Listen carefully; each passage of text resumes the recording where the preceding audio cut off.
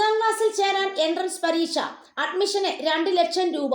ആ സ്കൂളിനോട് പറയാനുള്ളത്, എല്ലാവർക്കും സൗജന്യ വിദ്യാഭ്യാസം കൊടുക്കണമെന്ന് വിദ്യാഭ്യാസ മന്ത്രി വി ശിവൻകുട്ടി ഒന്നാം ക്ലാസ്സിൽ ചേരാൻ എൻട്രൻസ് പരീക്ഷ നടത്തുകയും അഡ്മിഷന് 2 ലക്ഷം രൂപ ചോദിക്കുകയും ചെയ്യുന്ന സ്കൂളിനെ കുറിച്ചും മന്ത്രി പറഞ്ഞു.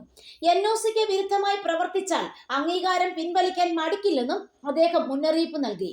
ഒന്നാം ക്ലാസ്സിൽ ചേരാൻ എൻട്രൻസ് പരീക്ഷ വിദ്യാഭ്യാസം കച്ചവടമാണോ? ഞാൻ ആ സ്കൂളിനോട് പറയുന്നു, സ്കൂൾ നടത്താൻ വേണ്ടി NOC നൽകിയ സർക്കാർ NOCക്ക് വിരുദ്ധമായി പ്രവർത്തിച്ചാൽ അംഗീകാരം പിൻവലിക്കാനും മടിക്കില്ല. ആ സ്കൂളിന്റെ പേര് ഞാൻ പറയുന്നില്ല. അതുമാത്രമല്ല, വിദ്യാഭ്യാസം കുട്ടികളുടെ അവകാശമാണ്.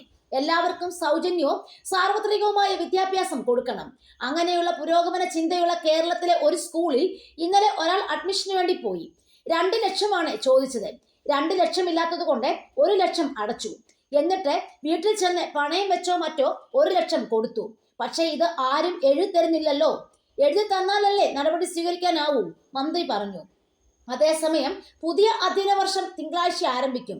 സംസ്ഥാന സ്കൂൾ പ്രവേശനോത്സവം തിങ്കളാഴ്ച Alappuzha Kalavoor government higher secondary സ്കൂളിൽ രാവിലെ 9:30 മുഖ്യമന്ത്രി പിണറായി വിജയൻ ഉദ്ഘാടനം ചെയ്യും. പ്രവേശനോത്സവത്തിന്റെ ഭാഗമായി 3000 പേർക്ക് സദ്യ ഒരുക്കുമെന്ന് മന്ത്രി വി ശിവൻകുട്ടി നേരത്തെ അറിയിച്ചിരുന്നു.